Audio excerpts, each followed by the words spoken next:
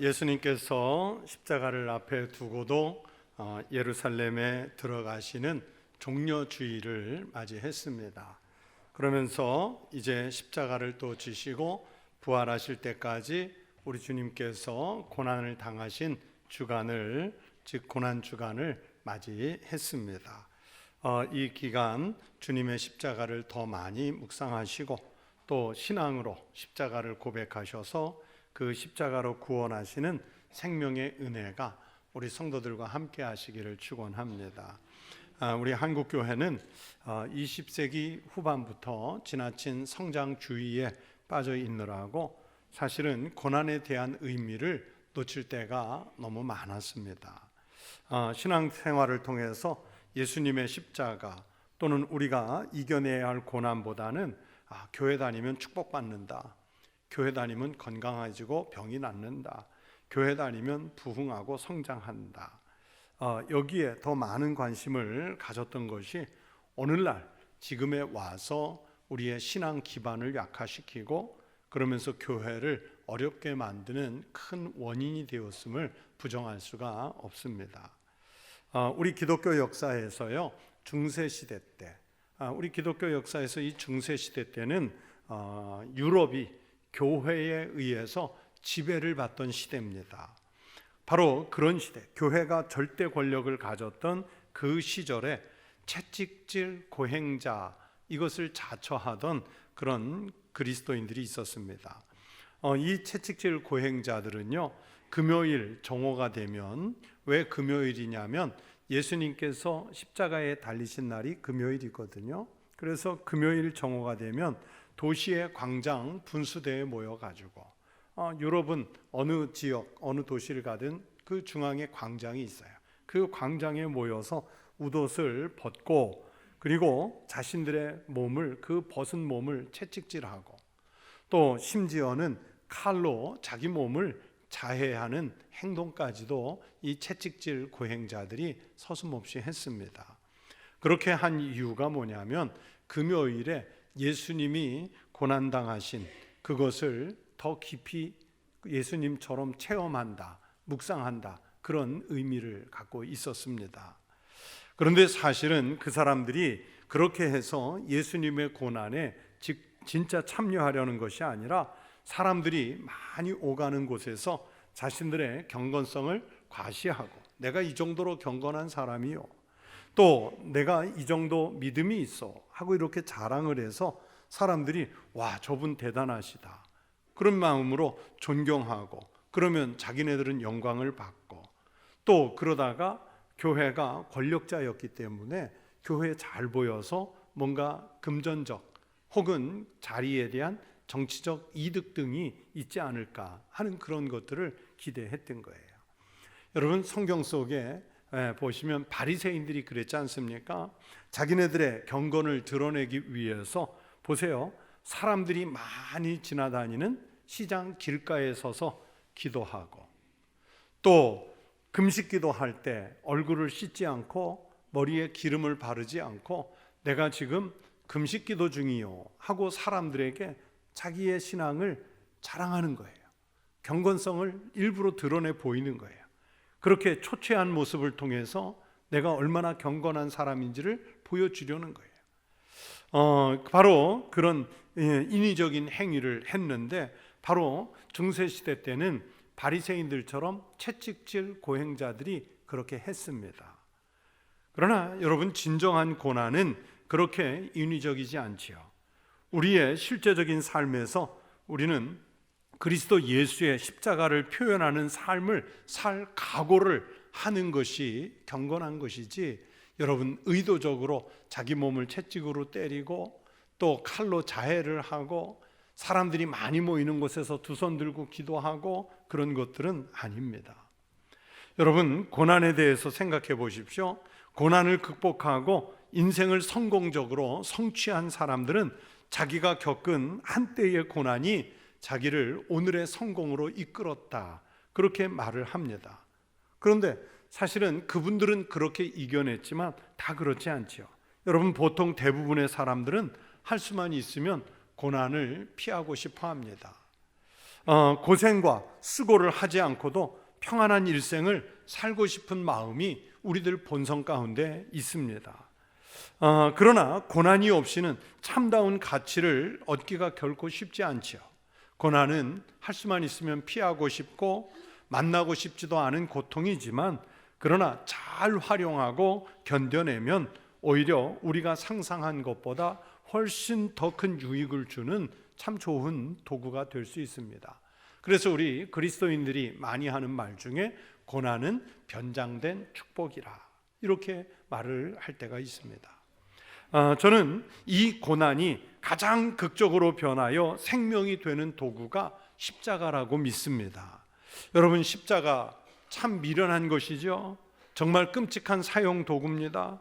극악한 중죄인이 달려서 사회에 당신들도 이렇게 범죄하면 이런 십자가 처형을 받습니다, 이런 경각심을 주기 위한 도구로 삼는 로마의 아주 잔혹한 형틀이 십자가였습니다.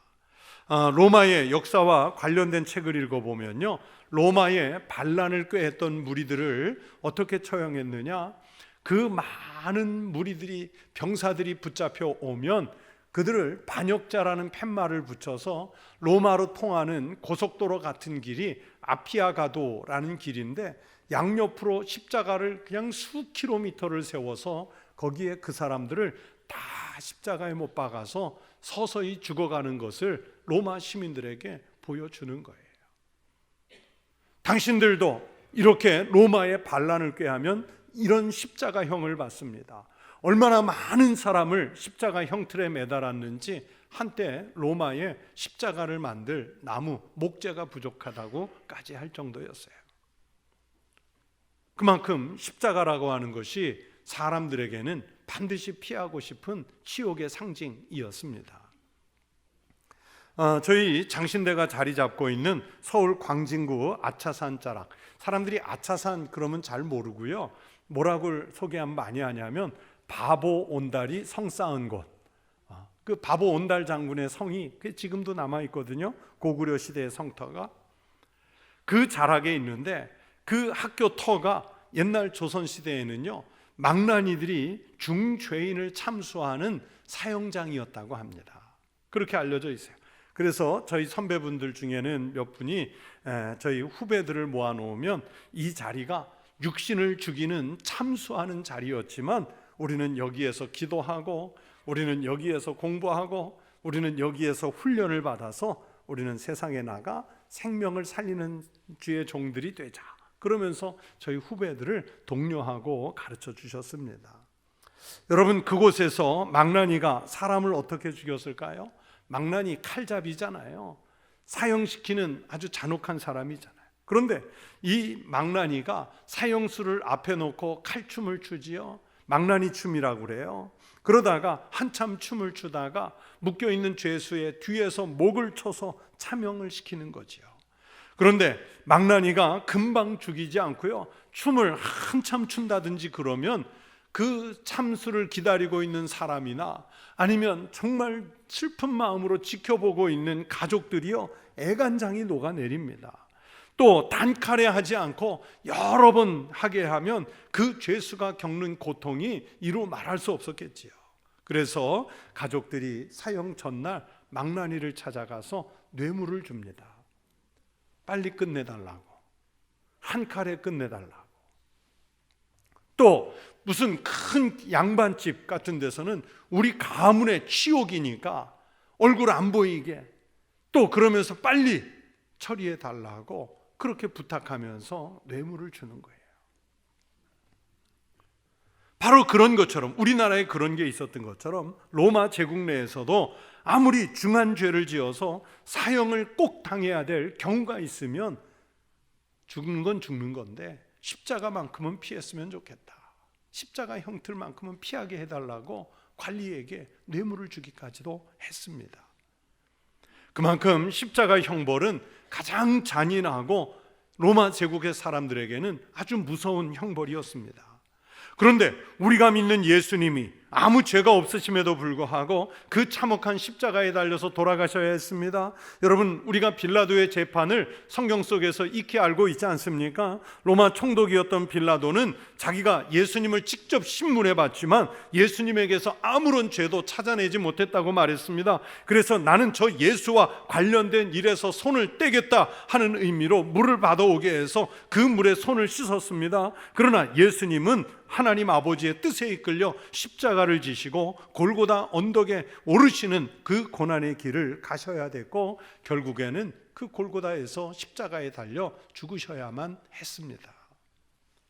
내가 믿는 예수님이 십자가에 달려 돌아가셨어요. 가족들 중에 누구 하나라도 십자가를 지면 창피해서 숨어버립니다. 그런데 내가 구주라고 지금 고백하는 그 예수님이, 그리스도이신 예수님이 십자가에서 죽으셨어요. 누가 알면 창피한 일입니다. 부끄러운 일입니다.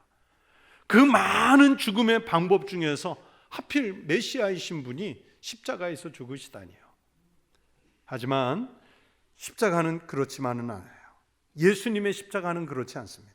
신약성경 고린도전서 1장 18절에서 성경은 십자가에 대해서 이렇게 말씀했습니다. 십자가의 도가 멸망하는 자들에게는 미련한 것이요 구원을 받는 우리에게는 하나님의 능력이라. 그런 줄로 믿습니다. 사도 바울은 십자가가 믿지 않는 사람들, 멸망하는 사람들에게는 분명히 미련한 것이라고 말씀하지요. 그러나 성도 여러분, 그 창피한 십자가, 그 부끄러운 십자가가 우리에게는 자랑거리이어야 합니다. 그 부끄러운 십자가가 우리의 자랑거리가 되어야 한다는 것이 여러분, 우리가 믿는 기독교의 역설입니다. 사도 바울은 그래서 십자가가 구원을 얻는 우리에게는 하나님의 능력이 된다고 말씀하십니다. 왜 그렇습니까? 그 십자가에 원래는 내가 달려 있어야 되고 내가 부끄러움과 치욕을 당해야 하는 곳인데 예수님께서 그 자리에 대신 달리셔서 우리를 구속해 주셨어요. 그래서 십자가를 볼 때마다 저기에서 예수님이 나를 살리셨다, 예수님이 저 십자가에 달리셔서 나의 죄를 속량하셨다, 그러면서 우리는 십자가가 부끄러운 것이 아니라 자랑거리가 돼야 합니다. 사도 바울도 오늘 본문 14절에서 확실하게 이 부분을 선언합니다. 내게는 우리 주 예수 그리스도의 십자가 외에 결코 자랑할 것이 없으니, 십자가 외에 결코 자랑할 것이 없으니. 하나님께서는 십자가를 통해서 우리를 지난날의 더러움과 추함과 죄악들을 깨끗하게 씻어주신 줄로 믿습니다. 예수님께서 십자가에서 쏟아놓으신 물과 보혈이 우리를 깨끗하게 할 수 있는, 죄를 속량할 수 있는 유일한 길입니다. 예수님의 이 십자가를 경험한 사람은 그래서 바울과 동일한 고백을 하게 되지요. 십자가 외에는 자랑할 것이 없도다. 이 고백이 여러분의 고백이 되시기를 축원합니다. 그런데 왜 예수님이 다른 방법도 많은데 하필이면 그 위험한, 그 치욕스러운, 그 부끄러운 십자가로 나아가셔야만 하셨을까요?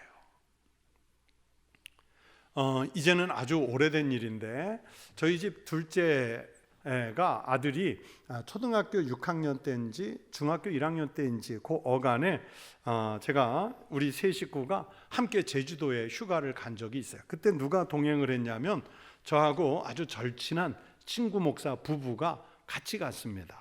같이 동행을 했어요. 근데 그 친구는 무태 나오기 전에 제주도에서 오랫동안 부목사 생활을 해서 제주도의 모든 환경에 매우 익숙했어요.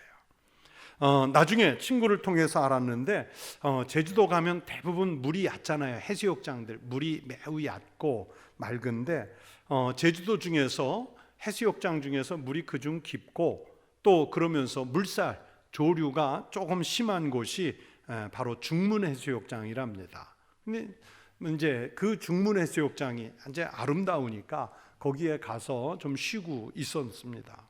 그런데 제 친구 목사님하고 제 아들이요, 왜 비치볼이라고 그러죠? 요만한 튜브, 공튜브, 그거 하나에 둘이 매달려서 물에 떠 있다가 슬금슬금 떠밀려 가지고 해수욕장 경계바까지 내려간 거예요. 제 아들 수영 못하는 건 물론이지만은 제 친구는 어렸을 때 인천에 살면서 뗏목에 한번 갈라지면서 빠졌던 경험이 있어가지고요, 같이 목욕탕에 가도 이 머리를 물에 담그질 않아요. 어렸을 때부터 늘 그 트라우마를 얘기했어요.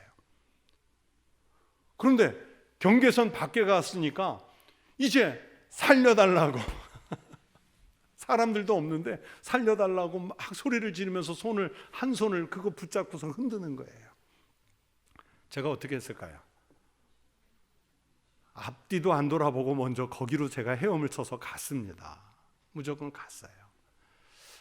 가까이 이제 조만큼 떨어진 데 가서 이제 제가 말을 하는 거죠. 내가 구할 테니까 가만히 있으라고. 나한테 오지 마라. 여러분, 사람을 물에 빠졌을 때 구하러 가면 바로 붙잡으면 안 돼요. 왜 그러냐면 지 살자고 구하러 온 사람 붙잡고 물귀신 되거든요. 그러니까 떨어져서 내가 꺼낼 테니까. 근데 사람이요, 수영을 못하면 접신물에 빠져 죽는다고. 여러분, 이 얕은 물에서도요 몸이 이렇게 기울어 가지고 발이 안 닿는 줄 알고 막 허우적거리거든요. 그거 잘 생각하셔야 돼요. 근데 그래서 제가 일단 물 깊이를 보려고 이렇게 똑바로 서서 탁 땅을 밟아 보니까 제 한길보다 한 요만큼 한자 이상 높더라고요. 그래서 안 되겠다 싶어서 내가 밀 테니까 나 붙잡지 말라고. 그러면서 제가 온 힘을 다해서 이 두 사람을, 조그만 튜브에 매달린 장정 두 사람을 미는 거예요. 근데 물이 반대 방향이니까 안 밀려요. 정말 안 밀려요. 정말 힘을 다해서 밀어가지고 발이 닿는 부분까지 한 100여 미터 나왔는데, 그리고 백사장에 탁 오니까요 물에서 죽는 게 아니라 힘이 빠져서 백사장에서 죽겠더라고요. 그래서 제가 바닥에 들어 누워버렸어요. 너무 힘들어가지고, 정말 힘들어서. 저는 수영을 꽤 합니다. 왜냐하면 매일 아침, 그 당시만 해도 1 내지 1.2km를 매일 아침마다 수영을 했었거든요. 저는 수영 배운 값으로 두 사람 살린 걸로 본전 찾았습니다. 근데요, 지금도 그 친구 목사가 제 아들 어쩌다 보면 꼭 뭐라 그러냐면 어이 아들 생명의 은인 그래요. 그러면 제가 꼭 하는 말이 있어요. 살린 건 난데 왜 얘가 생명의 은인이야? 그러면 그러죠. 이제 친구 사이의 대화니까 네가 아들 아니었으면 거기 왔겠냐? 네가 아들이 빠져 있으니까 왔지. 근데 그 말이 맞을까요? 틀릴까요? 맞아요. 만약에 제 아들이 거기에 안 있었으면, 친구만 있었으면 저 안 갔어요. 뭐라 그랬냐면 구조대 어디 없나? 구명정 어디 없을까? 던져줄 무슨 물건 없을까? 그거 찾았을 거예요. 정말로 그랬을 거예요. 여러분, 아들이 빠지니까 앞뒤 한뒤 보고 우선 거기부터 가요. 그래서 수영을 잘 못하는 사람이 자식이 물에 빠지면 자기 헤엄 칠 줄도 모르면서 일단 뛰어들잖아요. 내가 가면 살릴 것 같으니까, 내가 뭐라도 붙잡아 줄 것 같으니까 갔다가 같이 사고 나는 경우들을 우리가 물놀이철에 보면 뉴스에서 종종 보지요. 아마 대부분의 부모들은 자녀가 그런 위험에 처하면요 차라리 나를 희생해서라도 저 아이 살리고 싶은 그 마음, 그래서 뛰어들지요. 자기 위험은 불쌍하고 자녀 살리겠다는 그 사랑의 마음 때문에 그냥 일단 뛰어들고 보는 거예요. 살리고 싶은 사랑과 용기가 동시에 발동을 하죠. 제가 여러분에게 물었지 않습니까? 그러면 예수님이 왜 오셨을까요? 예수님이 왜 십자가에 달리셨을까요? 예수님도 바로 그 부모의 마음, 죄인들을 살리고자 하시는, 우리를 정말로 사랑하시는 그 마음 때문에 십자가에서 죽으신 줄로 믿습니다. 우리를 정말 사랑하시기 때문에 육신을 입고 오셨고, 오셔서 죄도 없으시고 죄도 알지 못하시고 거룩하시고 성결하신 예수님이 바로 다른 이가 아닌 나의 죄 때문에 그 죄에서 나를 살리시기 위해서 십자가 위에서 벌거벗고 온갖 수치와 모욕을 당하시면서까지 창에 찔리고 머리에 가시관 쓰시고 죽으시면서까지 우리를 살리시기 위해 그 부끄러움의 자리에 자기 생명을 걸고 오셨습니다. 우리 그리스도인은 그 사랑을 알아야 합니다. 그 구원의 감격을 알아야지요. 그래야 십자가를 바라볼 때마다 자랑할 수 있게 됩니다. 여러분, 사도 바울은 바로 그 은혜를 알았던 분이에요. 그래서 그분은 십자가 때문에 모든 것을 이뤘지 않습니까? 유대인으로서, 히브리인으로서, 그리고 바리새인으로서 누려야 할 특권을 다 이뤘습니다. 그가 지금까지 쌓아놓은 사회적인 명망들, 종교적인 권위들, 그리고 학자로서 가지고 있던 권세와 권위들, 예수 그리스도 십자가 때문에 다 내려놓았고, 다 새 배설물 삼았고, 다 버렸어요. 이런 것뿐만 아니라 십자가 때문에 사도 바울은 인간적인 치욕까지 겪어야 했습니다. 예수님의 십자가를 믿다가, 그리고 그 십자가를 가지고 전도하다가 매도 맞고 옥에 갇히고 굶주리고 죄인까지 됐습니다. 그러나 바울은 그래도 구원의 감격이 더 크기 때문에 십자가 외에는 결코 자랑할 것이 없다 말씀하시잖아요. 이후로 사도 바울은 십자가를 통해서 모든 것을 보았고 모든 것을 이해하려고 했습니다. 여러분, 우리가 십자가를 자랑스러워해야 십자가를 통해서 모든 것을 볼 수 있는 안목이 바뀝니다. 여러분, 십자가를 통해서 사람을 보십시오.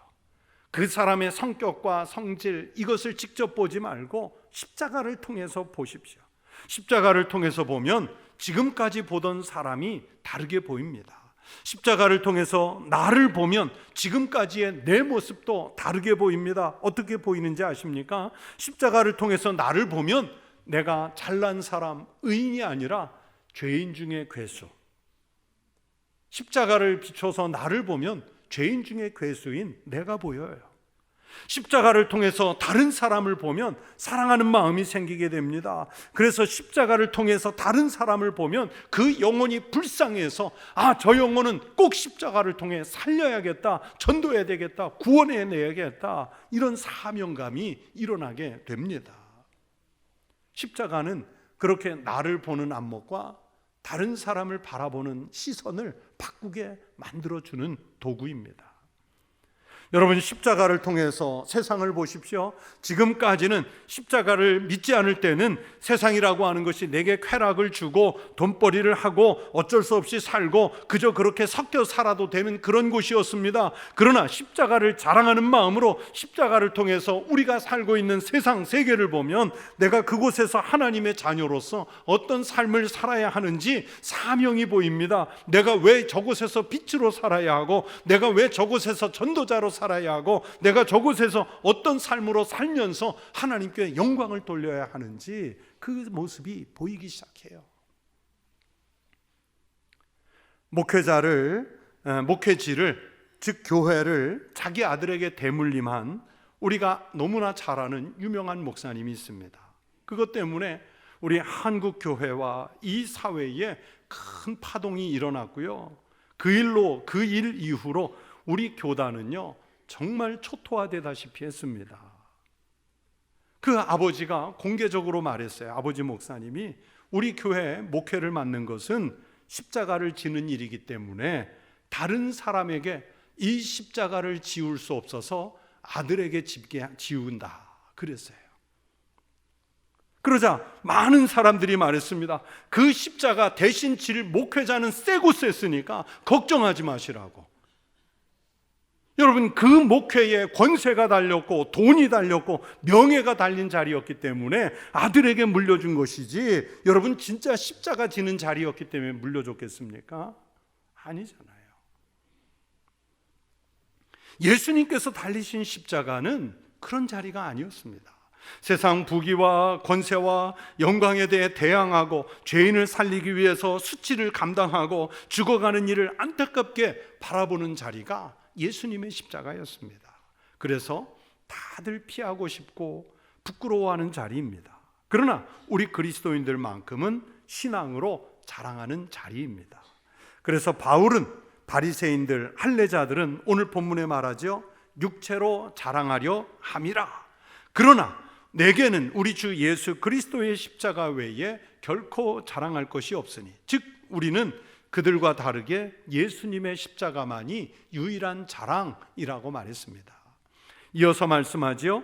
그리스도로 말미암아 세상이 나를 대하여 십자가에 못 박히고 내가 또한 세상을 대하여 그러하니라.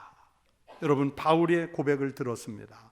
신앙인으로서 여러분의 자랑거리는 무엇입니까? 지금까지 교회를 출석하면서 여러분이 혹시라도 내가 이룬 업적이 있고 또 내가 교회를 통해 받은 직분이 있고 혹시라도 내가 헌금한 액수가 있다? 여러분, 그것이 자랑거리입니까? 또 여러분이 세상에서 뭔가를 성취하면 그것이 자랑거리입니까?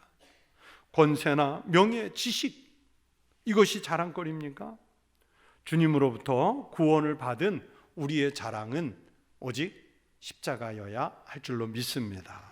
사랑하는 성도 여러분, 십자가를 여러분의 삶의 자리에서 적용하며 사는 성도 되시기를 바랍니다. 십자가의 고난이 없이 살면 좋겠지만 우리가 고난을 일부러 만들어 당하는 것은 아니지만 고난이 우리에게 올 때 담대하게 그것을 감당할 수 있는 믿음을 갖추어야 합니다. 정말 믿음이 성장하면 그 고난의 십자가가 오히려 나를 풍성하게 하고 강하게 하고 능력이 되게 하고 나의 삶을 영생으로 이끄는 은혜가 됩니다. 그래서 십자가를 자랑하게 되는 것입니다. 예수님이 저와 여러분을 위해 또 우리 교회와 성도들을 위해 온 인류를 위해 십자가에 달려 죽으신 줄로 믿습니다. 이 고난의 절기에 우리에게 다가오시는 주님을 꼭 영접하는 성도가 되십시오. 고난의 길이라도 마다하지 않고 이겨내는 성도 되십시오. 십자가를 자랑하는 성도들과 교회가 되실 수 있기를 축원합니다. 결국 그게 우리의 자랑입니다. 한국 교회가 그리고 우리 교회가 다시 일어설 수 있을 것인가의 여부는 고난을 감당하고 십자가를 지겠다고 하는 이 신앙 고백 속에 들어 있습니다. 십자가가 자랑이 되지 못하고 회피의 대상이 된다면 여러분, 앞으로도 교회는 희망이 없어요. 빛도 될 수 없고 소금도 될 수 없습니다. 십자가가 우리의 자랑이 된다면 교회는 다시 일어설 줄로 믿습니다. 전도할 때도 여러분, 교회 가면 성공한다, 당신 교회 가면 부자 된다, 당신 교회 가서 기도하면 일이 잘 풀린다, 이런 것들을 전하는 것이 아니라 하나님이 당신을 사랑하셔서 우리 예수님 보내셨다, 그분이 십자가에서 당신을 살리려고 대신 죽으시고 우리에게 영생을 알려주시려고 예수님이 잠자는 자들의 첫 열매, 부활의 열매가 되셨다, 이 복음의 핵심을 전해 주어야 합니다. 거기에서 생명이 살아나는 역사가 일어날 줄로 믿습니다. 성도 여러분, 십자가가 형상이나 장식품이 아니라 삶의 자랑으로 나타나는 성도들, 또 그런 우리 청북교회가 될 수 있기를 주의 이름으로 축원합니다. 기도하겠습니다. 하나님 아버지, 오늘 우리 주님 예수 그리스도께서 십자가를 향해 나아가시기 위해 예루살렘 성에 입성하시는 종려주일 그리고 고난주간을 맞게 됐습니다. 우리는 입으로는 호산나 호산나 다윗의 자손 예수여 하고 노래를 부르면서도 예수님을 십자가로 내몰았던 예루살렘의 군중들처럼 여전히 주님을 십자가에 못 박고 있는 죄인은 아닌지 살펴보게 하여 주시옵소서. 우리의 자랑은 십자가가 아니라 권세와 명예와 지식, 또 세상에서 내가 성취한 것들, 그것은 아니었는지 살펴보게 하여 주시옵소서. 그래서 우리가 그리스도인으로서 메시아이신 주님께서 나를 살리기 위해 친히 달리신 그 십자가, 부끄러운 십자가가 우리의 자랑이게 하여 주시옵소서. 결코 십자가 외에 다른 자랑이 없는 삶을 살게 하여 주시옵소서. 예수님 이름으로 기도하옵나이다. 아멘.